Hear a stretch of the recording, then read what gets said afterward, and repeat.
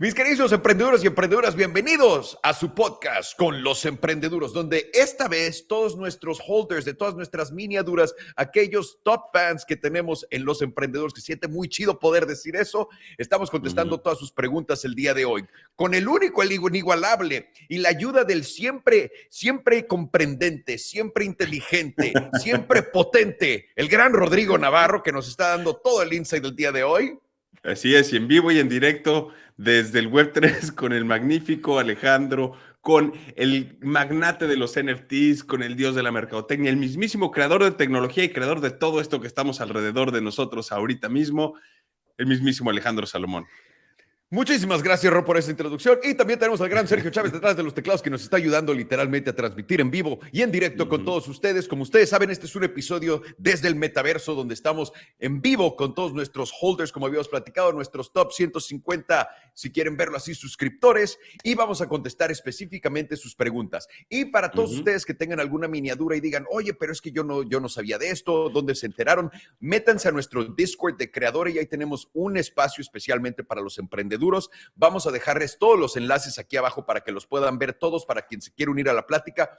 Y también si quieres venir a preguntar cosas y dejarlas ahí, se puede, no tienes que ser holder, pero tenemos estos eventos especialmente para ustedes y también al final de esto vamos a contestar todas las preguntas que tengan ustedes de los temas que estamos platicando el día de hoy o cualquier otra cosa que tengan a todos nuestros holders que están aquí en vivo con nosotros. Pero ya tenemos 7 preguntas que nos mandaron, que nos encantaron, que nos dejaron en nuestro Discord de creadores, de nuestra sección de los emprendeduros, y vamos a empezar con ello. Ro, ¿estás listo para darle con todo a esto? Listísimo. Venga. Ok, vamos. El día de hoy vamos a platicar de nuevo 7 temas. Vamos a abrirlos ahorita mismo y potentemente con la primera pregunta, que es: ¿cuál es la principal diferencia culturalmente que se han topado al hacer negocios en Estados Unidos comparado con México? Uy, esta es una pregunta buenísima, aparte. Sí. Dale, Sí, Ro, hay por muchas favor, diferencias. O sea, hay muchas diferencias, pero diría la velocidad operativa en cuanto a burocracia se refiere. Estados Unidos, en mi experiencia específicamente, ha sido mucho más fácil, sobre todo el tema de lidiar con Hacienda, con los permisos, con todo eso. En Estados Unidos, por lo general, el gobierno lo que hace es, básicamente está como confiando en sus ciudadanos y sus empresas y decir, hey, tú me vas a reportar a mí una vez al año y vas a hacer todo lo que tienes que hacer, pero yo estoy confiando en que tú vas a hacer las cosas bien. Si haces las cosas mal y algo pasa, entonces voy a ir con todo sobre ti. A diferencia que en México o sea, tienes que hacer declaraciones mensuales, tienes que estar preventivamente, o sea, proactivamente haciendo cosas para que no te metas en problemas.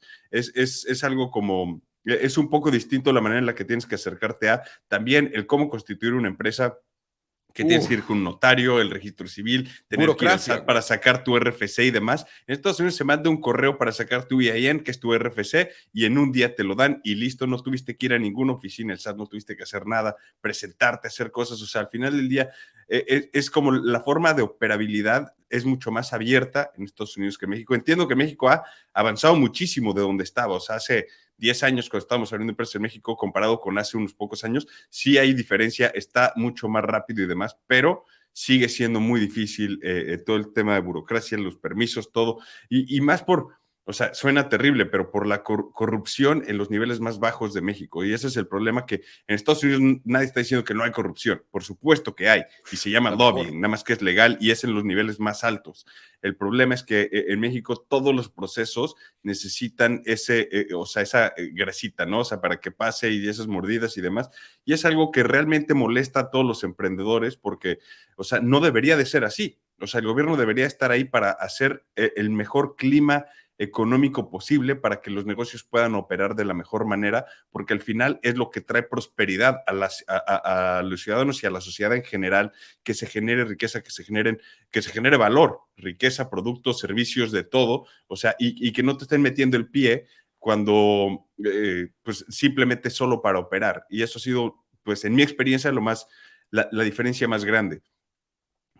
O sea, obviamente hay beneficios en los dos también, ¿no? O sea, hay beneficios de operar en México, hay muchas cosas que funcionan bien, pero pues simplemente no es que funcionen mejor que en Estados Unidos. Eso no ha sido mi experiencia. No, yo diría que es la diferencia simplemente culturalmente hablando de entre los dos lugares, ¿no? El emprendedor mexicano contra el emprendedor americano, les voy a decir esto, el emprendedor mexicano es un huevón de mierda en todo, es lentísimo, se tarda años en tomar decisiones, tienes que tener 1000 llamadas de teléfonos con ellos, tal vez no el emprendedor, pero la persona promedio Sí. en México. Y tienes literalmente que hacer no sé cuántas juntas, te quieren ver en persona, se llama el juego la falta de ineficiencia. La falta de eficiencia. Es una ineficiencia absoluta y total. Desde las personas con las que tratamos, que les quieres hablar y les dices, oye, déjame te platico ahorita mismo por teléfono este problema que tengo para que lo podamos solucionar. No, esto es importante. Venme a ver a mi casa, haz una cita con Margarita y dile, tráeme unos abanitos también y platicamos ese día. Y llegas ahí y lo único que no quieren platicar es de eso. Es siempre como una tarea extra. Después, les estamos platicando de tiempos y todo. Como dice Ro, la burocracia es algo horrendo en México porque nuestra corrupción es a niveles bajos, en Estados Unidos es a niveles altos y eso ayuda de cierta manera a tener corrupción a niveles altos, ayuda a toda la gente de abajo a poder llegar a ese nivel alto y ya que llegas al nivel alto, entras en ese ciclo de corrupción. El mejor ejemplo que les puedo dar para esto es en México, quieres abrir una empresa. Tienes que ver al notario, tienes que ir a no sé dónde para registrar tu no sé qué y tu CURP y todo es como manual, todo tienes que ir a este lugar, no puedes hacer nada en línea, todo tiene que ser verificado por alguien. Cuando en Estados Unidos literalmente lo haces en línea, pum, pum, pum, pum, pum, todo es rápido. En México tienes que ver al notario porque el notario no confía en ti, tiene que haber una tercera persona que se está volviendo millonaria. Y esta es una causa, este es un reflejo directo de la ineficiencia de México. Una persona que está siendo millonaria cobrándote porcentajes de estas transacciones solamente para validarlos, cuando en Estados Unidos esas personas cobran $10 y trabajan en FedEx. Literalmente vas a la papelería y se ponen y te estampan y te dicen, ok, pues aquí soy un tercero y acabo de verificar que este man está haciendo lo que está diciendo y vámonos. Entonces, corrupción a bajos niveles pega a cañón y en Estados Unidos tenemos corrupción a niveles altos, pero en México todavía expandiendo un poco más en esa corrupción es de, no sé, tienes un negocio de, digamos, de maíz y quieres plantar maíz y tienes cada que vayas a sacar el maíz tienes que tener un permiso para que avalen que todo el maíz que estás sacando está bien. Entonces va a ir la parte del maíz que te da esos permisos y te va a decir, no te voy a dar nada, me voy a tardar a menos de que les des un soborno, entonces van a llegar y te van a hacer eso. Después, si todo está muy bien y te están yendo que la estás rompiendo a cierto nivel que es pequeño, te van a escribir y te van a quitar tus permisos y te van a decir, algo estás haciendo mal, tienes que venir, ven, platicas con ellos, te das cuenta inmediatamente que no es nada más que otro bajón de dinero. También tienes que ya estás operando en X, Y y Z y te hablan y crean una nueva regla que es de, bueno, pues quieres hablar de tu producto en línea, brother, tienes que pagar el impuesto de hablar tu producto en línea, que no existe, pero bueno, y te las empiezan a tirar una y otra y otra y otra, y eso sin contar, obviamente, si tienes restaurantes en lugares peligrosos, donde el uso de suelo para el narcotraficante o lo que sea que viva, ok, eso es un extra que no vamos a considerar, que no tiene nada que ver acá. Estamos hablando simplemente del proceso gubernamental con el que estamos lidiando. Y de ahí, ¿sabes qué otro proceso? bancos, Los bancos, iba a decir. Eso es lo que a mí me vuela la cabeza más duro que todo, porque aquí literal he abierto un sinfín de cuentas de banco, en cualquier banco, porque ya que tienes los papeles de la empresa, que literalmente los tienes en una semana, se los mandas a un banco, todo digital, se los mandas por email, desde aquí están todos y te activan tu cuenta de banco y demás, puedes ir a cualquier banco, solo tienes que mandar tu identificación directamente, todo por email, no tienes ya ni que ir en persona, te abren tu cuenta de banco, puedes operar, haces todas tus operaciones y simplemente te mandan un cuestionario que te dicen, ok, necesitamos que respondas, o sea, responsablemente y con veracidad, digamos, todo esto, ¿no? Haces eso y listo, le dices, de esto se trata mi empresa, estos son los movimientos que voy a hacer, esto es lo que es, y si empiezas a hacer movimientos que se ven raros, pues te llaman, te dicen, tienes que venir al banco a explicar, a que conozcamos un poco mejor tu negocio, pero en México, ¿te acuerdas cuántos bancos fuimos a ver que no nos abrían cuenta de banco? 6 meses, nos tomó 6 meses esa primera cuenta en abrir, 6 meses. Literal, ningún banco nos abría cuentas, era de no, y luego que abres una, o sea, lo que más me puede enervar de cualquier banco en México es, ¿este es tu sucursal? Esa primera pregunta que te hacen cuando llegas y quieres hacer cualquier movimiento en tu cuenta, cualquier cosa de tu cuenta, te preguntan, ¿este es tu sucursal? ¿Qué importa si es mi sucursal o no? Dice allá afuera Santander, ¿no? Dice BBVA o dice Banamex. Entonces, en México les deberían de cambiar el nombre a todos. Exacto. Entonces, A ¿para qué todos. abro una cuenta en un banco que tiene más de una sucursal? Porque el chiste de tener más de una sucursal es poder ir a otra sucursal y que me atiendan igualito porque soy cliente de ese banco. Pero al parecer no, ese no es el caso. ¿A poco cuando vas al súper no te preguntan, Roque, si ese es tu súper de local? Porque entonces no te dejan comprar los productos. Es así de tonto esto. Es Y que tienes sí. también, tienes el problema de los bancos, ¿no? También encima de todo. Entonces te están jodiendo los bancos, te están jodiendo pues los que necesitan el soborno y lo puedes ver en todos lados. El exceso de gente que existe en todos los procesos es enorme. Hasta en el Ujú, aeropuerto de la Ciudad de México lo puedes ver. Hay gente cuando estás a punto de pasar a donde te checan las maletas y todo, que solo se encarga, hay una persona que solo se encarga en cada carril de decirte que apagues tu teléfono. Hay una persona que se encarga en todos los carriles de asegurarse que sepas las instrucciones. Hay otra, son 5 o 6 personas que su trabajo puede ser hecho por un ujú. letrero o por una persona que en total se haga cargo de todo eso. Eso te explica lo lento que es todo, lo desesperante, lo infuriante y todo. En Estados Unidos, puedes literalmente abrir el negocio que quieras, hacer lo que quieras. Una vez que le pegas y que estás facturando 10, 15, 20, 50 millones de dólares, ahí Ahí es ya te cuando te puedo. empiezan a hablar y te empiezan a decir, oye, ¿qué onda con Espérate. esto? Ajá. Ajá, ¿Qué ¿qué estás onda con haciendo? esto? ¿Por qué eso no? Pero en Latinoamérica es muy difícil progresar por esto. La desesperación, la asquerosidad de este sistema tan lento es lo que detiene a todo el mundo de poder emprender abiertamente y con todo, porque no tenemos por qué tener tanta gente en medio y no tiene por qué el gobierno no confiar en ti cuando el gobierno no hace nada. También, para empezar, Exacto. ¿no? En países latinos no es como que digamos, Sí. uy, nos tienen tan bien y nosotros somos tan horribles que el gobierno Sí. debería, no, o sea, Sí, no, ¿dónde está están, esa desconfianza? Es como la desconfianza de ser al revés. O sea, ajá, las personas por algo, en México existen los problemas en Latinoamérica de pago de impuestos porque la gente no siente que sus impuestos se van a mejorar su sociedad. Entiendo que eso es algo ético y moral y lo que quieras, pero es completamente cierto que cuando tú no ves que tus impuestos funcionan, ya no te gusta. Y es por lo que le ha pasado literalmente a California. La gente ve que sus impuestos tan altos no están dando resultados de nada y dicen, ¿sabes qué? Me voy a largar de aquí, porque ya, o sea, ya estoy harto de que estoy pagando un 11-12% extra de mis impuestos comparado con el resto del país y ¿qué pasa? No veo ningún resultado extra. Lo único que está no, haciendo peores. es robar dinero. Entonces, ahí es donde, o sea, ese tipo de lógica la aplican en todos los países latinoamericanos y por eso existe ese problema de pago de impuestos y demás, porque la gente lo entiende. Dice, ¿sabes qué? Si estoy pagando impuestos, quiero ver los resultados, quiero los servicios mínimos del gobierno,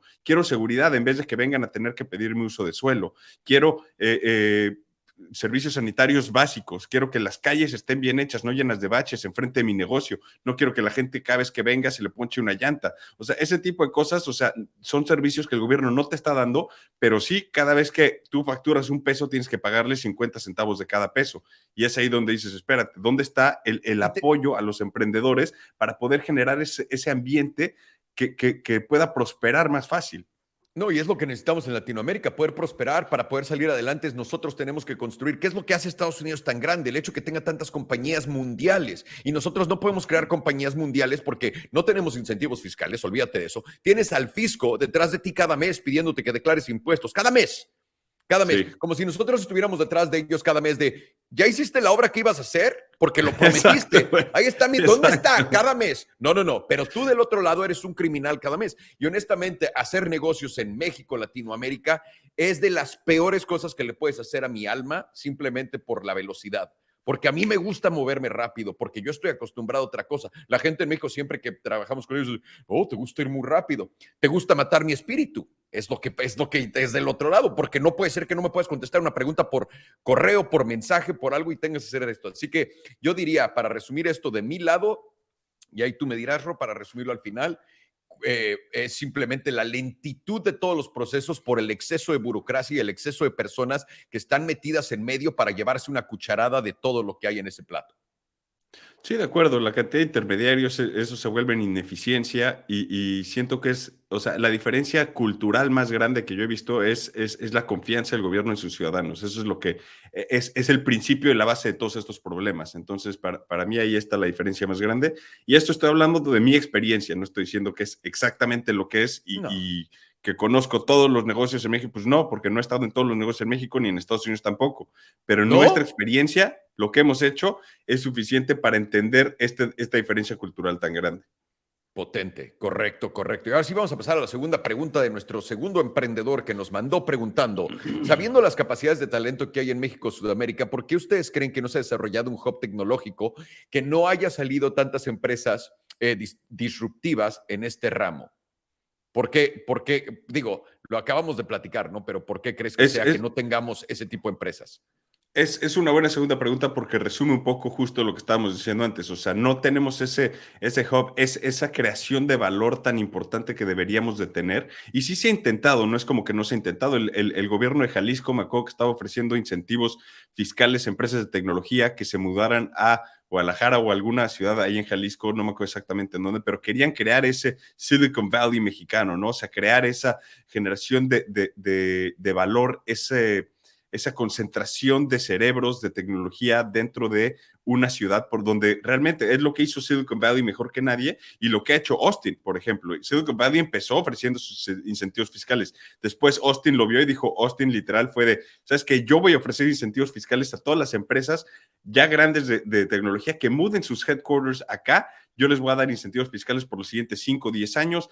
Aparte, estoy ofreciendo que no damos, o sea, no cobramos impuestos sobre tus ingresos estatales aquí. Entonces, a los ejecutivos más altos les hacía mucho sentido eso. Empiezas a crear esa generación de valor, empiezas a crear ese movimiento de inteligencia y de gente que viene a crear y a generar a ese hub. Y sí se ha intentado. El problema son todas estas otras ineficiencias que al final del día no es suficiente para un emprendedor poderlo hacer. Y creo que uno de los problemas más grandes de todos es que nadie sabe que existen estos incentivos.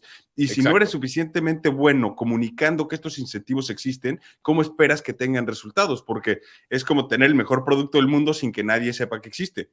Pues qué bueno, felicidades que lo tienes, pero si nadie sabe que existe, no es el mejor producto del mundo. Sí, no te sirve de absolutamente nada. Y tal cual como lo dices, para resumirlo rápidamente, la razón por la que no tenemos estas empresas es, uno, todas las trabas que existen para crear una empresa. Dos, todas las trabas que existen una vez que creas la empresa, si te está yendo bien para poder crecer la empresa. Tres, la falta de incentivos fiscales para el inversor, para el creador del producto y para el trabajador también, ¿no? Porque el trabajador también tiene que tener un incentivo para decir, ok, ¿sí? Vale la pena que yo viva acá, que esté chambeando en esto, etcétera. Exacto. Otra, como dices, también es la mala, yo creo que también es lo mal que dan estos incentivos en todos lados, porque teníamos, ponte tú en México, con películas. Con películas yo me hice muy de, tengo que buscar dónde está el dinero más barato y dónde me pueden dar la mayor cantidad de cosas gratis, ¿no? Y a lo que voy con eso es, una de mis primeras películas producidas por George Truly fue en Alaska. La razón por qué es porque Alaska me daba un incentivo fiscal muy sencillo. 30% de todo el dinero que te gastes en Alaska te lo voy a regresar. Punto. Y yo podía usar eso como dinero al final que me regrese y empezar a recuperar mi inversión o como parte de mi financiamiento. Y podía planear, si me van a regresar. Hasta parte de tu postproducción. Porque correcto. Si haces tu producción allá, tienes ese 30% de vuelta y con eso haces tu postproducción. O sea, y con eso pagas la postproducción si te alcanza. Exacto. Hay muchísimas, exactamente, muchísimas razones por las que hacen eso. También hay otras que califican dependiendo si eres de qué país y de otras naciones. Teníamos coproducciones entre Canadá, México, pero no Estados Unidos. Entonces querían que el equipo de producción fuera 50% mexicano, 50% canadiense, que los actores cumplieran.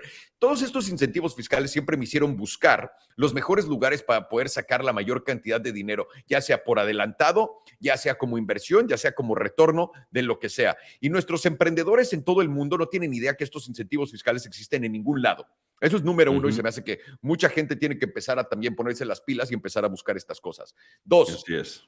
En México, esa falta de apoyo, esta falta de eficiencia en este tipo de sectores, como por ejemplo teníamos la ley de la 226 que ahora se llama algo diferente en el cine en ese entonces. Sigue siendo Eficine, pero ya no sé cuál es el número que le pusieron, pero sí, es el incentivo fiscal de Eficine. Ajá. La ley de la 226, le vamos a dar esto para que todo el mundo tenga una oportunidad de venir y hacer producciones en México. Inmediatamente 3 empresas se quedan con todos esos lugares y ellos son los que manejan todo eso porque están bien conectados ahí y no le van a dar nada a nadie más. Y ahí estás, bienvenido a México y sus incentivos fiscales. Y es lo que va a pasar todo el tiempo. Por esto México no va a crear jamás nada que nos haga primer país, porque también México no tiene incentivo alguno de salirse en cómo funciona como empresa, si lo quieres ver así, porque México como empresa y todos los trabajadores dentro de México hacen dinero manteniendo a todo el mundo apachurrado abajo. Y en Estados Unidos, lo que hace Estados Unidos es, déjame exponencio a Mark Zuckerberg, ¿no? Déjame, agarro un chavito que no tiene nada y que le den dinero, dinero, dinero, hasta que empiece a hacer mucho dinero, y una vez que ya esté haciendo $1,000,000,000, hacerlo mío. Y que me dé $800,000,000 al año en contribuciones fiscales o como lo quieras ver, ¿no? Políticas o lo que sea, y ahí lo empiezo a ver. Ese proceso de robo a largo plazo les da mucho más dinero y mucho más poder que el robo a corto plazo que tenemos en nuestros países. Así que el robo Totalmente. existe de los dos, pero existe el largo plazo, siempre te va a pagar más. Totalmente, porque estás haciéndolo crecer, estás generando un valor, o sea, mucho mayor en el largo plazo para tener retornos mucho más altos, obviamente, ¿no? O sea, creo que sí podemos llegar, o sea, México y el resto de Latinoamérica, o sea, por ejemplo, Argentina tiene muchísimo talento en cuanto a tecnología se habla, o sea, tiene muchísimos desarrolladores, muchos nuevos proyectos, o sea, sabemos Mercado Libre salió de ahí, o sea, son empresas enormes, o sea, sí hay esa generación de valor, sí hay empresas unicornios, sí hay empresas que están creciendo y haciendo cosas increíbles, o sea, Nubank es brasileña, o sea, hay muchas empresas muy importantes en el mundo que sí salen de Latinoamérica, pero son muy pocas, a diferencia de lo que debería de pasar, porque cuando no tienes estos incentivos, no tienes el apoyo de tu gobierno para realmente impulsar estos emprendedores, a realmente ayudarlos, a decirles, a ver, ¿cómo puedo ayudarte yo para generar el mejor ambiente económico, el mejor ambiente de trabajo que tú puedas entonces prosperar y realmente generar riqueza que al final, si empiezas a exportar tu servicio, tus productos y demás, es riqueza que entra a tu país y son dólares que puedes estar cobrando impuestos sobre. Entonces, eso debería ser el incentivo real del gobierno. Sin embargo, sabemos que los gobernantes quieren esa riqueza inmediata, quieren ese retorno inmediato, quieren el soborno, quieren esto, no quieren ver crecer el pastel para que realmente haya más ingresos en impuestos para el país, porque eso beneficia al país, no a ellos personalmente. Y ese es un problema serio. Sí, la apuesta a corto plazo, la apuesta en mí, en lo que necesito hoy, ahorita mismo. Prefiero hacer $1,000 hoy que 1,000,000 en 2 años, porque estos 1,000 los tengo hoy. Eso es lo que nos mata. Y esto nos lleva a la tercera pregunta que también está un poco relacionada con esto, que es, ¿qué creen que falta en Latinoamérica o en México para dejar de ser un país más enfocado en manufactura básica, por así decirlo, y empezar a desarrollar tecnología? Es parte de, o sea, y creo que ya estamos en eso, o sea, no es como que México no desarrolla tecnología, sí desarrollamos tecnología de alta gama, no al nivel de Taiwán, por ejemplo, o de Corea o de Japón, pero sí hay ya industrias crecientes en lo que es tecnología, o sea, desde energía, microchips y demás, y esta nueva tendencia del proteccionismo mundial que se está desenredando, digamos, las economías mundiales y se están unificando mucho más en bloques. O sea, estamos viendo Sudamérica formando su bloque, están hasta hablando de una moneda en común. Tenemos al euro en Europa, que también es un bloque unificado económico. En Asia se está, o sea, integrando mucho más China con Rusia y con otros India, socios. India está en su Sudáfrica. propio pedo, ellos quieren hacer su propio desmadre porque tienen, o sea, la El gente para poder. poderlo hacer, el poder y la gente, y esto está generando esta desglobalización, como le quieren, o sea, si le quieren llamar así, y eso es una oportunidad gigantesca, específicamente para México, para poder suplir a Estados Unidos, digo, a China, de hacer todos estos procesos y estos productos, y si tenemos a la gente capacitada lo suficiente, y si no, las empresas mismas van a invertir en capacitar a la gente, porque al final del día, si lo haces en Estados Unidos, el costo de manufactura va a ser tanto más alto que en México que realmente ya no les sale, no les costea, y ese crecimiento en costo de producción no se lo pueden pasar a los clientes porque al final hay otras opciones internacionales que les quitan ese mercado entonces. Entonces, este tipo de competencia va a poner a México en una muy buena posición para suplir a la manufactura china en México y sobre todo de tecnología de alta gama. Ya lo estamos viendo, o sea, Apple mismo está analizando abrir o sea, fabricación de sus iPhones. Ya en India ya abrió su primer fábrica para hacer iPhones. Ya está viendo si empieza a fabricar iMacs o iPads o algún otro de sus productos en México. El problema es que, como bien dices, es una inversión que va a costar muchos años, es a largo plazo, o sea, no es como que empieza, ¿no? Y el año que viene ya va a haber productos Apple hechos en México. Va a tomar 3, 4, hasta 5 años en poder realmente llegar a ese punto, porque empiezan con, mira, te voy a dejar manufacturar solo este microchip. Y de ahí lo voy a yo mandar a India y ahí se va a hacer el ensamble y literal. De ahí empiezan a crecer, ok, lo hiciste bien, ahí te va lo siguiente, y ahí te va lo siguiente. Y eso es una cadena de pasos que si lo podemos hacer bien, va a ser excelente. Si no, pues es un problema que pues nunca vamos a solucionar porque no hay esos Yo, incentivos. yo creo que además de los incentivos que necesitamos, porque tenemos el talento, tenemos la mano de obra, tenemos a la gente, tenemos el precio, tenemos nuestra moneda, lo que vale bastante la pena, tenemos la región, tenemos un país rico en todos los minerales, en todas las cosas que te puedas imaginar, y aparte estamos localizados en una posición tremenda con 2 accesos a 2 diferentes mares, etcétera, como país. Tenemos todo, pero en México y en toda Latinoamérica nos hace falta una educación potente. Porque si no empiezas a educar al ciudadano desde abajo hasta arriba, esto lo platiqué con Hans y estamos de acuerdo. Si no empiezas a educar al ciudadano desde abajo hasta arriba y nosotros no somos los que detenemos el sistema como existe el día de hoy y dejamos de darle todavía más seguimiento, nada va a cambiar, nada. Y es por esto, esta falta de educación, esta falta de interés de nuestros gobiernos, de nuestros gobernantes, de volvernos más inteligentes, llenarnos de cultura y sobre todo abrirnos los ojos a todo lo que podríamos hacer, es lo que nos tiene donde nos tiene. Porque si vimos en Singapur, que fue un país que hace 30 años era una asquerosidad, era una basura comparado con lo que es hoy, y lo que cambió en Singapur fue la educación de sus ciudadanos, y ves Singapur el día de hoy lo que es comparado con lo que era antes y con todo el mundo hoy, dices, ¿qué pasó aquí? Y todo eso se resume en una palabra, educación.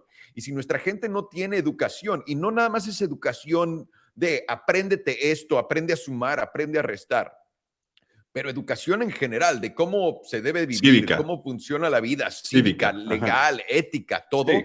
no vamos a poder llegar a ningún lado, porque si todo el mundo en México, y esta es una parte grande del problema en México, es como cuando vives en México, en Latinoamérica, o en cualquier lado del mundo, y llegas al tráfico y dices que hay un tráfico loquísimo, ve el tráfico y le estás mentando la madre a todo el mundo del tráfico.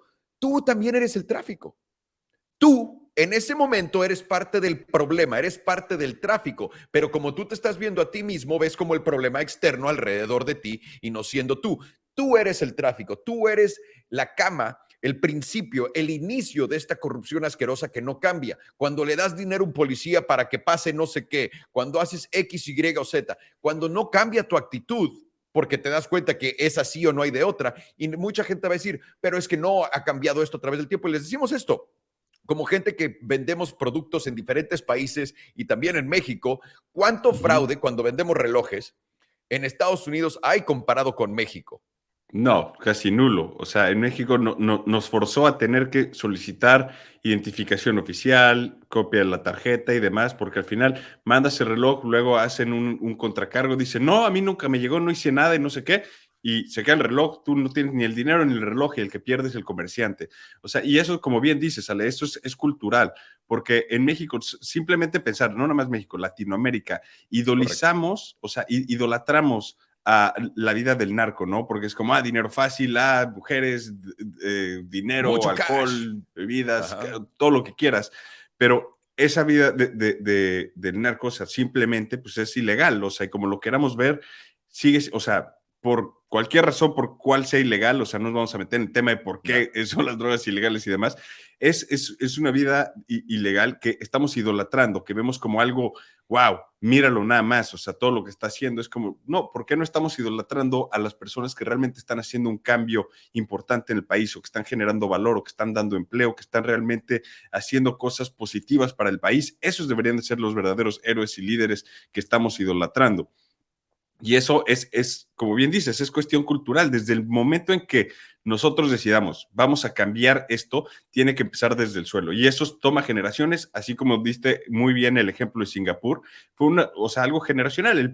La diferencia enorme es que allá tienes un autócrata, o sea, el rey Sí, o demás, que puede decir, esto es la ley del país y quien no la cumpla, mucha suerte porque estas son las tabla. consecuencias. Y, ajá, exacto. Y eso, o sea, solo puede haber ese nivel de cambio tan radical cuando tienes un autócrata, cuando tienes a alguien que puede decir, esta es la manera y me da igual. Y eso parte, o sea, en Chile lo vimos cuando tuvieron a Pinochet. O sea, Pinochet en muchos sentidos fue un terrible líder para muchas personas dentro de Chile, pero al mismo tiempo fue un gran líder en la manera en la que cómo construyó y evolucionó el país en cuestión económica y social. ¿Por qué? Porque a mano dura decía, esto es la ley y me da igual y es lo que va a pasar.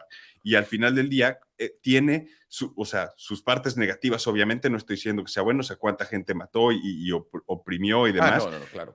pero, o sea, no estoy tirándole flores, pero No, no, digo, no. ese es el tipo de cambios que puede generar cuando tienes un autócrata de esa manera. Cuando Porfirio tienes Díaz en una México. democracia, exacto, cuando tienes una democracia como en México, donde cada 6 años es borrón y cuenta nueva porque me da igual lo que hizo el güey anterior, es mi enemigo, y estamos en vez de todos trabajando para un futuro, ahora sí que brillante y futuro exitoso, lo que haces es, no, todo lo que hizo ese güey, adiós, tenemos que empezar de cero otra vez porque todo lo que él hizo y dijo va en contra de mis valores. Y el hecho de que no tengamos valores en común como sociedad para poder tener este éxito hacia el futuro, ese es el principio del problema.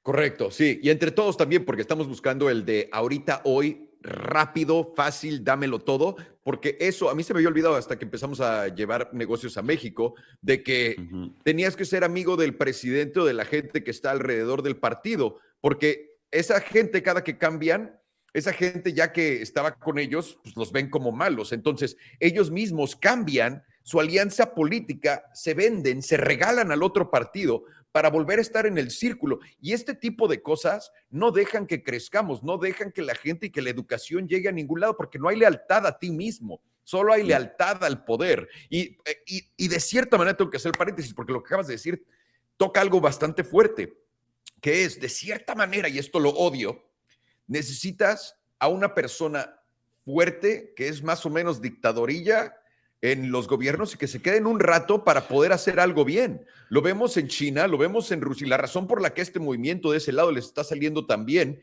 es porque tienen a dos tipos que han estado en poder más de 15 años cada uno en su país y pueden Uh ellos -huh. planear a futuro porque saben, no hay nadie que me vaya a sacar de aquí. Cuando nosotros en Estados Unidos, en México, son 6 años de presidencia en México, 4 años en Estados Unidos, pero 2 en Estados Unidos se tratan de elecciones, 2 de los 4. Y en Uh México, -huh. otros 2 de los 6, pero ya no puedes poner al mismo tipo que mínimo esté ahí 8. Entonces, estás cortando los plazos de cuánto pueden hacer a esto y también el incentivo a que las otras partes no los dejen hacer nada porque ellos quieren el poder en la que sigue, porque ellos quieren enriquecerse como locos y punto.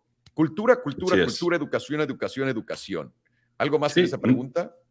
sí, no, nada más, no hay objetivos en común, no hay como ese objetivo en común de ayudar a la sociedad, de realmente crecer, siempre nada más es, como bien dices, el egoísmo de yo necesito más poder, yo necesito más, y está en tu interés, si quieres eso, destruir todo lo que están haciendo los demás, destruir tu propia economía para poder decir, mira, ellos fueron los culpables de esto, yo lo voy a cambiar, yo te voy a mejorar, pero tenemos que tener algo muy claro, ningún gobierno va a mejorar tu vida. Si Tú, no la mejoras tú, eso no va a pasar nunca. Porque si tú estás esperando que el gobierno o que tu voto sea lo que cambia tu vida, tu sociedad, tu comunidad, vas a estar esperando por siempre, porque no está en su incentivo a mejorar tu vida. Está en ti nada más. por eso es educación, educación, educación, porque está en mí educarme y en mí entender la situación en la que estoy. Así Punto. es. Vamos a la siguiente pregunta, que es, ¿qué les aconsejarían a alguien que recién sale de la escuela, que le dedique toda su atención a aprender una sola cosa hasta volverse un experto o que distribuya su tiempo para aprender diversas habilidades al mismo tiempo? ¿Cuál es tu toma en esto? ¿Una Eh, cosa o muchas? Yo creo que una cosa te hace mucho más valioso en lo que sea que quieres hacer, porque si eres muy bueno haciendo una cosa, vas a poder llegar muy alto en ese rubro. Si sabes hacer muchas cosas, pero ninguna muy bien, pues no sirves de mucho, porque al final del día, qué bueno que lo sepas hacer, pero no. Y acuérdate, ser parte de una empresa o de un grupo o de donde sea, si tu especialidad es una, enfócate en esa especialidad, hazlo muy bien y eso manera vas a poder ayudar a esa empresa a crecer porque tus habilidades se complementan con otras personas y puedes ser parte de un equipo que tenga muchas habilidades y muchas gentes como tú que sepan hacer una cosa muy bien y eso te da mucho más certeza del éxito que saber muchas cosas a medias, porque si sabes muchas cosas a medias, realmente, no, o sea, digo, no está mal saber muchas cosas, está increíble, pero tener una habilidad específica muy buena te va a llevar muy lejos y aparte eso no te quita de que vayas aprendiendo en el camino otras cosas. Exactamente, yo creo que es más el desarrollo, sobre todo porque tienen que ver esto. No cualquier persona está hecha para aprender de todo. No todo el mundo es Elon Musk, que pueda aprender de cohetes, que pueda aprender de dinero, que pueda aprender de programación, que pueda aprender de coches eléctricos. No, no, no, eso no existe. Solamente hay muy poca gente que pueda hacer eso. La persona normal, como todos nosotros, lo que hacemos es, vamos y nos dedicamos, enfocamos en una habilidad que tenemos o en una cosa o en un nicho o lo que sea. Expandemos en ello y dentro de eso, y el mejor ejemplo que les puedo dar es yo de mi carrera en cine, empiezo como actor. Empiezo como, para empezar, voy a ir a esta escuela porque me puedo quedar en este país porque me da la La visa visa. más barata que existe, ¿no? Eso es uno. Después, uy, me gustó esto de la actuación, brother. ¿Sabes qué, Ro? Me voy a ir a vivir a California para ser actor. Llego a California y me doy cuenta de lo horrendo que soy, lo feo que sueno y que pues no tengo lo que todos los demás tienen. Pero en cómo estoy intentando ser actor, pues creo mis propias oportunidades. Empiezo a escribir, empiezo a hacer mis cortitos y me empieza a contratar la gente, empiezo a conocer a mucha gente, pero de productor. Sí, yo quería ser actor, pero como productor estoy viendo que estoy moviéndome porque en eso soy bueno. Entonces me puedo quedar en lo que estoy haciendo, que es cine, que es contar historias, pero de otra forma y después me inserto yo ahí. Entonces, eso además te lleva a aprender muchísimas otras cosas, conocer muchísima gente y que la gente te vea y diga, este man trabaja duro. A este güey le puedo confiar que haga esto. Porque mucha gente, la pregunta más grande que nos llega todo el tiempo es, ¿cómo puedo conocer gente que le dé valor a mi vida? Primero tú dándoles valor a su vida. Porque nadie que genera valor para otros o para ellos mismos o en general está sentado así de, uy, ¿a quién será el próximo cara hermosa a quien le pueda dar todo mi apoyo, enseñarle todo lo que sé para que le vaya bien en su vida? Eso no pasa. Lo que hacemos los que trabajamos, porque yo al principio también tenía la idea de chavo, ¿no? Cuando estás en el cine, o es que si voy a esta fiesta y voy y conozco a este productor, pues me van a empezar a hablar para películas. Y después yo me volví ese productor, ¿no? Digo, no hacía películas de cine, pero hacía mis pinches peliculillas culeras para la televisión que me jalaban bastante bien. Y estoy haciendo mis peliculillas culeras y la gente quería trabajar conmigo. Pero ¿sabes a quién contrataba? A los que conocía, a los que sabía que llegaban, hacían su trabajo y lo han hecho todo el tiempo. A ellos son a los primeros que les hablo. Después voy a intentar contratar gente nueva que ya se ha probado y después voy a ver a gente que no conozco en lo absoluto. Y eso es lo que tenemos que tener en mente. No te vas a hacer bueno en muchas cosas. Te va a ser bueno en una y esa una te puede llevar en todos estos caminos, es lo que yo diría. Estoy de acuerdo. Vean nada más, ¿eh? Hasta aquel punto de Rodrigo, estoy de acuerdo. Ok, vamos a la siguiente pregunta, nuestra pregunta número 5. Teniendo en cuenta la experiencia de Europa con el euro, ¿creen que se puede hacer mejor? ¿Creen que se puede hacer mejor Latinoamérica para una adopción masiva de moneda única? ¿Cuáles creen que sean los errores que la Unión Europea cometió que no se van a cometer en Latinoamérica en la creación e implementación de su moneda única? Uy, bueno, dale, Ro, dale. Esto, mira, a mí, o sea, lo platiquemos en el episodio del viernes, o sea, aquí su servidor se los dijo, o sea, el tema de la unión económica de Brasil y Argentina es súper importante, o sea, ¿y por qué es tan importante? O sea, simplemente por el bloque económico que es. O sea, y lo mencioné ahí en la estadística, si tú agregas Mercosur, o sea, agregando Uruguay y Paraguay a lo que es Argentina y Brasil, esa unión económica nada más, estás hablando de más de 300 millones de personas y arriba de 2 trillones de dólares en actividad económica de PIB. Entonces, eso inmediatamente te pone en una situación bastante interesante con el resto del mundo en comercio. Aparte, o sea, vas a incrementar el comercio interregional y facilitarlo al tener una moneda única. También estás poniéndole restricciones a los mismos gobiernos de cómo van a operar su estrategia económica, su política financiera y monetaria, porque estás creando una institución que va a gobernarlos a todos.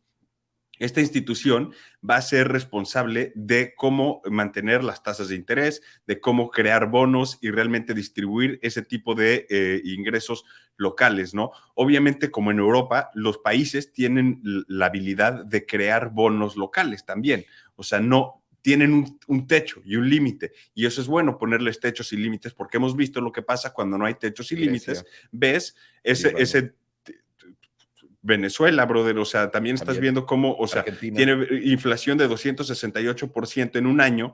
Cuando dices, ¿por qué pasa eso? Porque no le estás poniendo un límite a las acciones de la Reserva Federal o del Banco Central, porque van a tomar acciones reaccionarias. Acuérdate que los bancos centrales nunca están planeando a futuro, ellos reaccionan con evidencia anterior. Entonces, siempre es, ¿qué estadísticas tengo y qué puedo hacer para cambiar esta trayectoria? Y eso es como va a actuar siempre una reserva, un banco central. A diferencia de, por ejemplo, cómo actúa la reserva, el Banco Central Europeo, es que tienes a un socio, que es Alemania, que ha sido muy bueno siendo fiscalmente responsable en su historia y son muy buenos haciendo eso. Y lo que ellos pusieron es de yo me voy a encargar del banco porque al final del día nosotros sabemos hacerlo muy bien y vamos a ponerle las reglas al juego para poder realmente hacer que esto tenga éxito.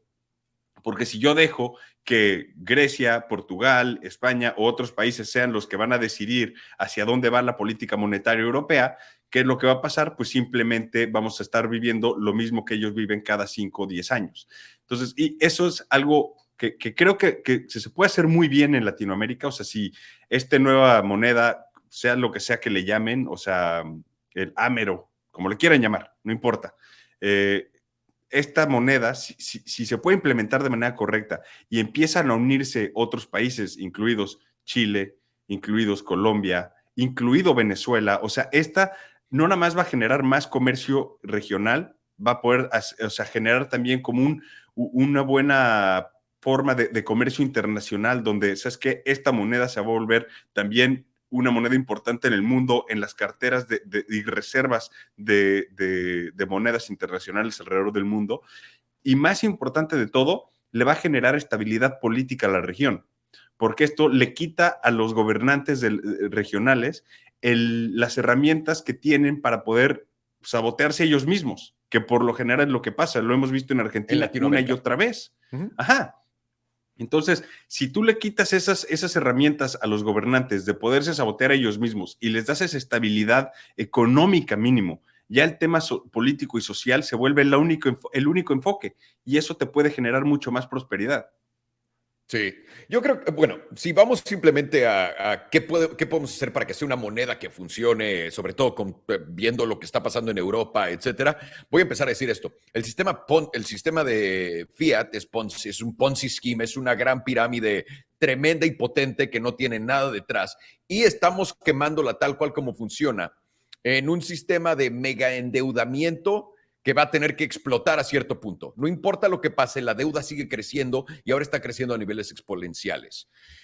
Eso es algo que tenemos que tener en mente, por lo que yo no haría el mismo sistema financiero tal cual que tenemos el día de hoy, porque a cierto punto, como dice Ro, alguien la va a tener que pagar en el futuro. Y pues no sé, yo no tengo hijos ni quiero tener hijos porque sé que todo lo hacemos para dejarlo al futuro y que todo el mundo se vaya al carajo en el futuro, pero a mí me gustaría planear algo más que funcionaría también y sea sustentable al futuro y que no les deje uno de estos a todos sus nietos y a todos sus hijos, ¿no? Es lo primero que yo diría.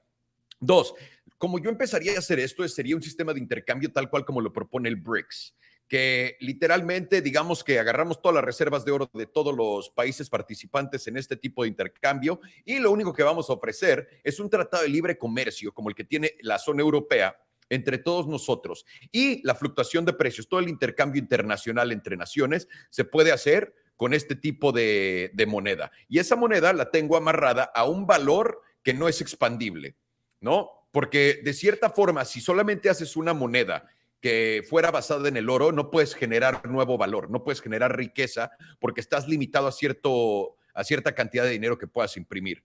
Por eso digo, si solamente estamos usando algo para tradear que genere cierto valor para la región y que de cierta forma este tipo de valor y este tipo de intercambio beneficie a todos, lo haría con una moneda que esté vaqueada por algo como oro o otro tipo de cosas así, que sea finita, etcétera. Haría un tratado de libre comercio entre todos los países de Latinoamérica y también un tratado no solo de libre comercio, pero que la gente pueda viajar, que pueda trabajar en otros países, etcétera, porque eso va a ayudar muchísimo Es lo que hace Europa. a que los... Ajá, la migración, Correcto. El movimiento de trabajo, de cerebros, el movimiento que realmente la gente ve oportunidades y dice, hey, yo en mi mercado, por ejemplo, en Brasil, está muy competitivo el tema de, no sé, la ganadería. ¿Sabes qué? Voy a agarrar todo mi conocimiento y me voy a ir a Colombia y aplicarlo ahí, pero ya tienes libre movimiento, o sea, no Claro. te ponen trabas. Ya vas siendo ciudadano brasileño y dices, hey, voy a abrir mi negocio y te abren las puertas, te dicen, venga, adelante. Correcto. Y eso genera prosperidad económica regional. Y al final también lo que yo haría sería que el dinero fuera independiente del gobierno. Se me hace una absoluta grosería que lo hagamos y lo veamos completamente normal, que el gobierno tiene control sobre el dinero. Eso es algo que en el futuro yo no creo que vaya a ser tal cual. A cierto punto, no estoy hablando en el 10 años, 5 años, en un futuro. Es como cuando la iglesia decidía todo por el país, ¿no? Y que decía, bueno, tenemos que matar a toda esta gente porque X, Y o Z, ¿no? Por lo que quieras. Y se tenían que matar a esas personas porque lo decía el Papa, ¿no? O el arzobispo, sí, o lo que chingada sea. Eso, y ahorita lo vemos como, eso es una locura. A cierto punto vamos a ver lo mismo. Entonces, me gustaría ver más independencia interlocal de los gobiernos con el dinero y que sea literalmente un acceso a intercambio de valor que se pueda generar aún más valor con ello alrededor del lugar. Si tuviera la respuesta de cómo funcionaría esto, etcétera, sería un genio, no lo soy, sí, pero también sé que yo eliminaría todo lo que es pagos con tarjeta, todo lo que es tarjetas de crédito intermediarios, porque tenemos la tecnología para poder hacer que todo cueste menos el día de hoy. Se llama cripto, no importa cómo lo quieras ver. Exactamente. No es un sistema de intercambio Bitcoin, de valor. Ethereum, ni nada. Exacto. Es un sistema de intercambio de valor instantáneo donde ya no necesitas a las instituciones financieras como los bancos, etcétera, que están ahí para quitarle a la gente del medio. Ese tipo de practiquillas yo los cambiaría, pero eso es como yo veo una economía sana en Latinoamérica que se deja y le da una oportunidad a sí misma de crecimiento y sobre todo competencia auténtica, donde a todo el mundo en nuestro continente le interese ser parte de esa competencia en donde mejor se desempeñan. Es lo que yo diría. No, sí, y creo que tienes mucha razón, mucho de lo que dices. O sea, el tema de cómo lo vayan a aplicar y si es basado en algún mineral y demás, eso es difícil porque viendo lo que pasó con el Gold Standard y por qué Estados Unidos se salió de eso, es simplemente porque te limita el crecimiento y el gasto de gobierno. El problema es que si no limitamos el gasto de gobierno, es el problema más grande. Está pasando en Estados Unidos. Empieza a crecer y llega un punto en donde ya no quieres seguir creciendo esa deuda, pero tienes que, porque año con año tu presupuesto es mayor que lo que ingresas en impuestos. Es entendible que es un crecimiento económico bestial, pero al final del día estás metiéndote el pie solito a largo plazo. Entonces, o sea, honestamente, debe haber otra solución. No estoy diciendo que sea lo correcto, que lo hagas finita. Tiene que haber una solución. No estoy, de nuevo, si tú y yo tuviéramos la solución, estaríamos en Harvard o en algún lado hablando con gente. Enseñando. Ajá. Pero no es el caso. Lo que sí a mí en lo personal me interesa es que sí quiero que esto pase porque creo que le va a generar mucha estabilidad política y social a la región y que lo necesita. Hey, ve la tendencia, ojo, porque al principio, hace año y medio, decíamos, no, que China y con el otro lado del mundo va a sacar su moneda. Decíamos, eso es una teoría de conspiración brutal, no lo van a hacer. Y ahora ya es como, ok, lo van a hacer. Y ahora estamos viendo que dentro de ciertas regiones, Argentina, Brasil es uno de los ejemplos más sencillos que existe. Ya están entre ellos mismos también diciendo, si ellos pueden, yo también.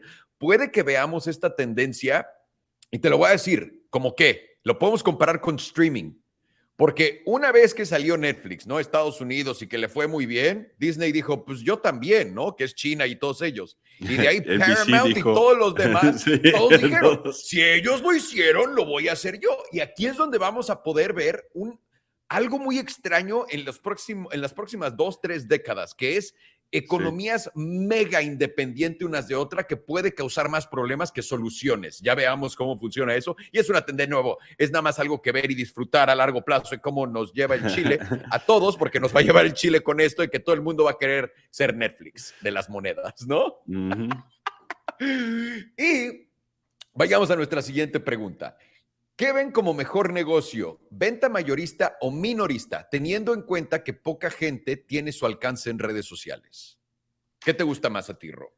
¿Mayorista o minorista? Si puedes estar en venta mayorista, ese es el mejor negocio posible. O sea, el minorista necesita una infraestructura gigantesca para poder tener eso. Pero si tú puedes estar en mayorista, donde produces un producto, o sea, en volúmenes gigantes, tu margen es posiblemente menor que el del minorista, pero tu operación es también mucho más barata que la del minorista y por ende tienes 1, 2, 3, 5 clientes que son los minoristas que te están comprando a ti para ellos revender tu producto, esa es la mejor posición en la que puedes estar. El producir lo que sea en volumen, en mayoría, ahí es donde está el dinero real, porque ese margen, aunque sea pequeño, cuando estás produciendo cantidades gigantescas, es donde realmente vas a ver una riqueza tremenda. El problema es cuando quieres competir ahí, el capital que requiere llegar a ese nivel de producción, los contactos que vas a tener que tener para empezar a suplir esos productos a quien sea. Es un problema llegar ahí. O sea, ser mayorista es lo ideal, obviamente, pero pues tampoco es tan fácil llegar ahí. Correcto. Yo tengo un ejemplo muy, muy sencillo de eso y estoy completamente de acuerdo contigo porque todos a fin de cuentas queremos volvernos el mayorista, ¿no? Y vender de cierta manera, cuando te vuelves un mayorista, le estás vendiendo a otros en paquete grande. No es como que nosotros vendemos una botella de Alerón por una. Vamos y le vendemos a Sam's 1000 botellas. Vamos y le vendemos a la Europea 800 botellas. El problema es lo que cuesta, como dice Ro, para que se den una idea. Porque entramos y decimos, qué chido, vamos a hacer nuestra marca de agua. ¿Saben cuánto nos hubiera costado crear todos los metales y la fábrica que tenemos? Pues más de 25, 30 millones de dólares. Ese es tipo de infraestructura así, chida, güey, chida. No es nuestra, no mamen. Es imposible entrar a un negocio o no es recomendable entrar a un negocio con esa cantidad de capital. Entras con él, ok, tú que tienes esa infraestructura de 30 millones de dólares, viólame un rato en lo que yo crezco mi marca y tengo el flujo para hacer esa inversión. Exacto. Y te puedo comprar o puedo crear mi propia infraestructura para hacer lo mismo. Nadie entra y dice, y también no lo vayan a hacer si tienen la capacidad de hacerlo las 2, 3 personas que estén viendo esto que puedan hacer cosas así. Nunca es negocio entrar a algo y meterle 100 millones de dólares primero a ver si jala. Nunca. Nunca. No, y menos nunca, a ver si jala. Siempre. O sea, lo único que hace es ya con contratos. O sea, sí, las empresas enormes hacen inversiones gigantes cuando ya tienen contratos a largo plazo sobre el producto o servicio que van a ofrecer. De esa manera, entonces, tiene sentido hacer esa inversión porque ya pueden pronosticar sus flujos futuros una vez que esté activa esa operación. Pero no la vas a invertir para ver qué pasa. No vas a hacer, hey, ¿sabes qué? Voy a crear esta fábrica para hacer cemento, pero no tienes idea del mundo del cemento y no tienes idea de cómo funciona cuál es el margen, cuáles son los clientes, a quién le vas a vender. O sea, por ejemplo, Cemex lo puede hacer porque ya tiene los clientes. Puede ir y decir, ¿sabes qué? Necesito esta otra mina de cemento, vamos a hacer otra planta gigante para hacer cemento. Y sí es una inversión de 100 millones, 200 millones de dólares hacerla, pero ya tienen los clientes, ya saben que en cuanto abra eso, van a poder estar vendiendo eso en friega a muchísimos otros productores. O sea, a minoristas, pues, es a lo que van a llegar. Van a venderle a los minoristas y esa se vuelve su fuerza de ventas. Los minoristas es su fuerza de ventas. Es como, ve, yo te vendo a todos ustedes y ustedes van a llevar un margen mayor sobre el mío, pero ustedes se tienen que cargar de venderlo. Ustedes son los que tienen que tener en la nómina a la gente que está ahí, la renta del lugar para vender la cosa, la luz, el gas, los beneficios de los empleados. O sea, hay muy pocas industrias que están totalmente verticalmente integradas. O sea, conozco muy poca gente que tiene desde la producción hasta el punto de venta, son mínimos las personas que pueden hacer. Son contados y esos son muy ricos. Es de como a donde extremos. quieres llegar. Eso para que sepan es a donde quieren llegar. Esos son como los niveles de emprendedor. Ahorita nos ven, estamos comercializando nuestras marcas, todo esto, pero el día que sepan que Erró y Salo la armaron, vamos a estar caminando en nuestra fábrica que tenga 30,000 millones de empleados y diciendo, ¿por qué Exacto. tenemos tantos empleados? Ese es el día cuando ya le pegaste, pero durísimo. Pero es a donde quieres llegar. No Claro. abres Bimbo poniendo 100 millones de dólares y haciendo todo ese pan y a ver a dónde lo vendes. Haces Bimbo abriendo una panadería y empezando de Y ahí, con abres 3 una segunda, camiones una de tercera, distribución. Ajá. camiones, cuartos. Toma una Exacto. vida, toma una vida. La gente también en nuestro presente está mal acostumbrada por lo que ven en YouTube. Toda esta gente que da cursos de negocios, que no tiene negocios más que el curso de negocios, que es brutal Así eso, es. ¿no? Es brutal Sí, eso. increíble. Solo ellos se hacen ricos de la noche a la mañana así, porque les estás pagando tú para que ellos vivan Ujú. esa vida que te dicen que tú puedes vivir algún día. Pero lo que tendrías que hacer es vender esos cursos. Abrir una empresa toma años y años y años y años de esfuerzo y estás poniendo todo tu riesgo ahí, no estás ganando absolutamente nada y todo, cada vez que la veas crecer, porque esto es también lo que pasa, no es como el siguiente paso de todo, empiezas a ver a tus empresas crecer y lo primero que todos los socios que son parte porcentualmente hablando, que no tienen un pago, es de, ¿cuándo me das mi dinero? ¿Cuándo nos va a llegar dinero? ¿Cuándo va a empezar a llover el dinero? Y es de, güey, estamos creciendo. Estás viendo cómo expandemos nuestro volumen, estás viendo cómo expandemos a diferentes países, estás viendo esto y quieren ya, porque todo el mundo está acostumbrado a que las cosas se hacen en 2 días y no es cierto. No. Toma años y años, décadas crear este tipo de negocios. Así que no pienses que vas a entrar a vender a todo el mundo en la grande, vas a entrar de aquí abajo a vender arriba. Así es. Y bueno, pasemos a la última pregunta de todo esto antes de poder platicar con todos nuestros emprendedores que están aquí con nosotros. Y esta pregunta Venga. es, ¿qué fuente confiable de información utilizan para mantenerse actualizados de la situación económica mundial? O sea, muchas distintas. O sea, yo en Claro. lo personal, en mis mañaneras que he estado haciendo, estoy haciendo, o sea, abro con agregadores de noticias que te dan los encabezados de muchas cosas y de ahí entonces empiezas a ver de qué está hablando, o sea, qué tipo de medios, porque el chiste de un buen agregador de noticias es que te da noticias de distintas fuentes que a veces son pensamientos contrarios. Este tipo de agregadores de noticias, o sea, y financieramente hablando es Yahoo Finance, Google Finance, o sea, pero hay muchos, o sea, cualquier buscador real te puede dar un agregador de noticias donde ves nada más los encabezados. Y dentro de los encabezados empiezas a ver, ok, ¿qué es lo que se está moviendo? ¿Qué está pasando? Todos los encabezados de cualquier periódico, si te metes al financialtimes.com, te metes al New York Post, al New York Times, perdón, al Washington Post, empiezas a ver el Wall Street Journal, por ejemplo, para aprender más sobre los mercados financieros, empiezas a ver cuáles son los encabezados, qué empresas son las que más se están moviendo ellas, por qué y cuál es el ciclo de noticia y el por qué están hablando de ellos. Ya que entiendes el por qué y la razón de la que están hablando de ellos, puedes o dejarlo ir y decir, pues no me interesa o me da igual, o sabes que eso está bien interesante, déjame aprendo más de esto y empiezas a ver distintas fuentes sobre esa información y muchas veces la mejor fuente de esa información son ellos mismos.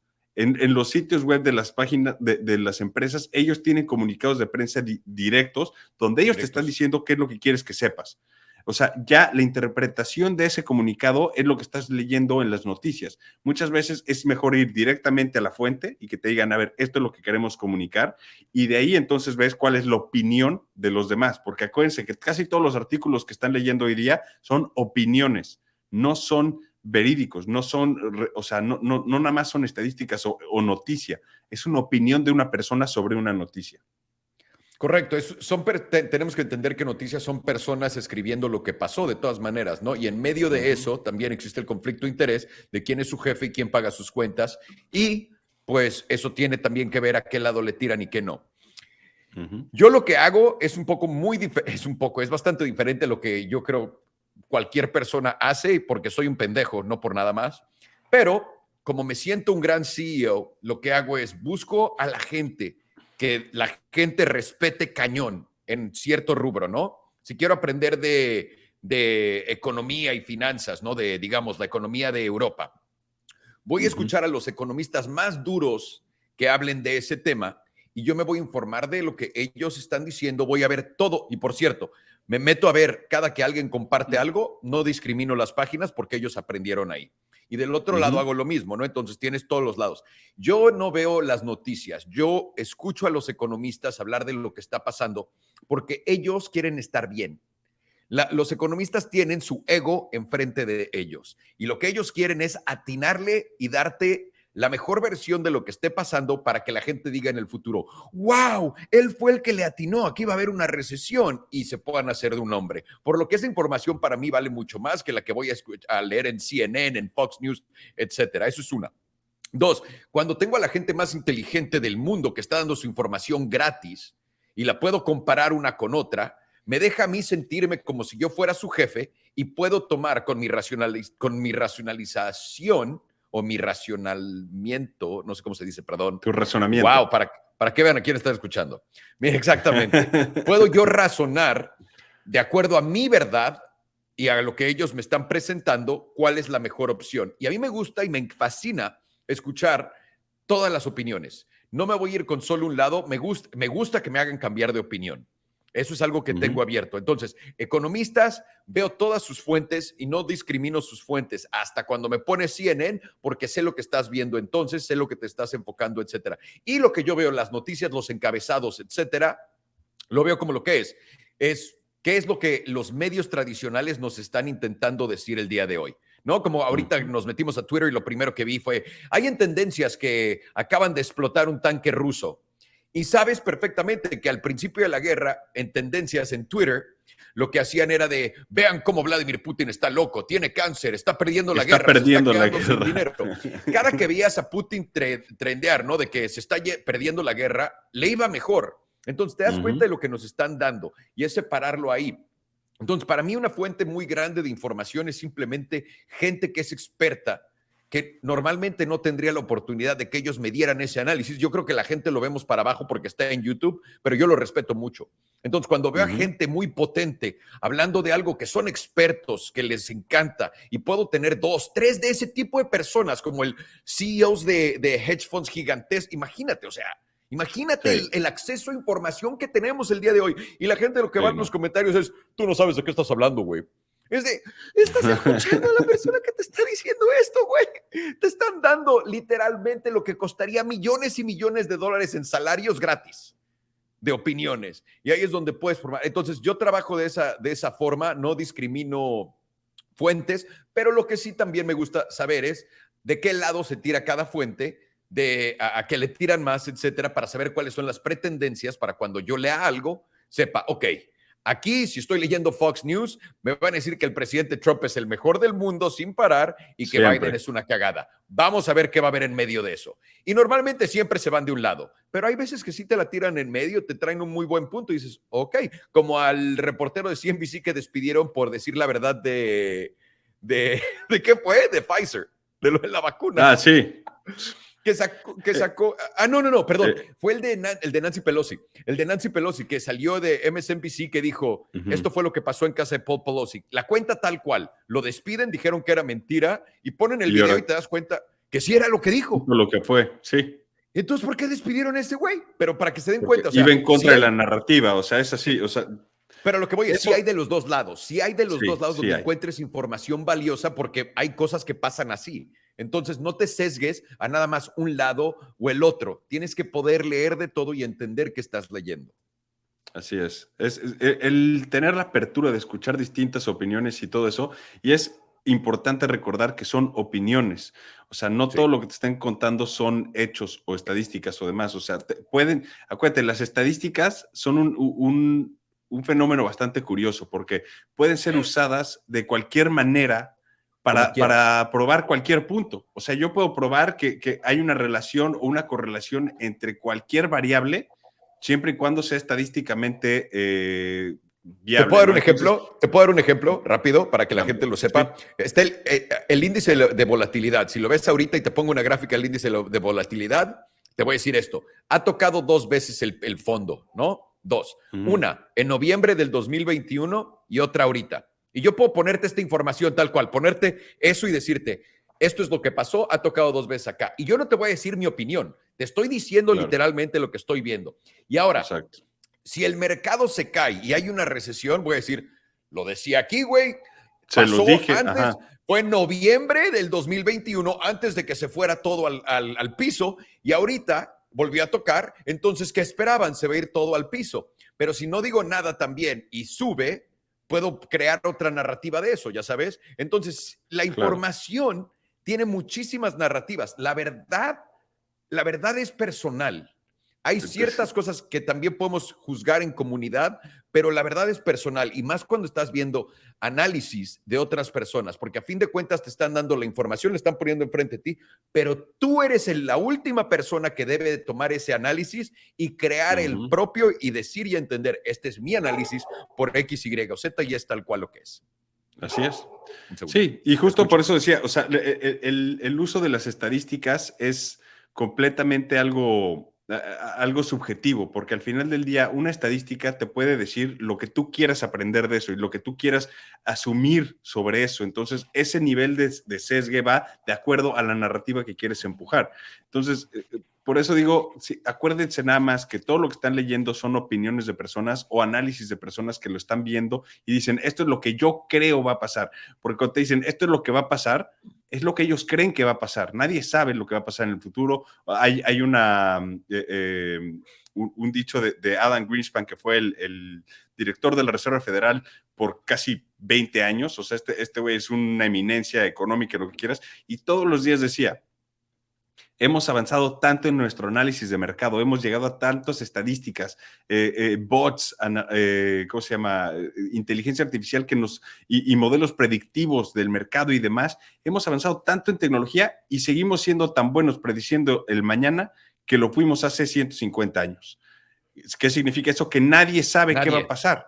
Nadie, absolutamente nadie, no importa el modelo predictivo que tengas, eso, o sea, nadie es dueño de la verdad y menos del futuro, porque el futuro es incierto y ese es el punto que él quería hacer. Entonces, simplemente, ¿cómo nos informamos? Pues siempre, o sea, informándote, lee, escucha, voltea a ver y pon atención y aprende de quien más tú admires o de la persona que quiera hacer, o sea, escuchar, porque sabes que ellos mínimo confío en lo que me están diciendo, confío en su persona, en el cómo se informan y demás, y me están queriendo transmitir a mí lo que ellos ya aprendieron. Lo mismo pasa cada vez que tú ves estos economistas, yo lo estoy escuchando a ellos porque confío en que ellos se están informando mejor que yo me voy a informar sobre esos temas. Correcto. No hay otra mejor forma de decirlo. Y es por eso que también nunca puedes llevarte contigo de una verdad absoluta cuando estás viendo, y sobre todo a todos ustedes que les gusta ver los mercados, nunca tomen ese error. Hasta yo cuando estaba metiéndole a Bitcoin, ¿no? En la subida, que empecé de 37, 42, 47, 52, 56, 62, en esa subidota, yo dije, y siempre dije, estoy esperando a que el precio vaya acá. Pero si el precio no va ahí, me la voy a comer entera acá porque no me importa. El error de mucha gente es no entender que nadie sabe qué va a pasar y de que nada más toman una dirección que les gusta a ellos y se quedan con ella en la cabeza y dicen, ¿sabes qué? De aquí soy, güey, porque tú me dijiste que esta es la verdad o que este güey, este economista me dijo que esta es la... Nadie sabe. Así que a fin de cuentas, el único que queda como tonto es uno cuando en verdad te casas con una idea no entendiendo que nadie sabe qué va a pasar. A fin de cuentas, no importa lo que hagamos y el día que podamos predecir todo lo que vaya a pasar a futuro, ese día se va a acabar el universo. Créanmelo. Créanmelo. Créanmelo. Totalmente. ¿Algo más que agregar antes de que vayamos a pasar con todos nuestros emprendedores que están aquí para que nos hagan las preguntas en vivo? Platiquemos con ellos. Nada, muchas gracias a todos los que nos están viendo y gracias por acompañarnos en vivo y en directo y ahorita regresamos con ustedes.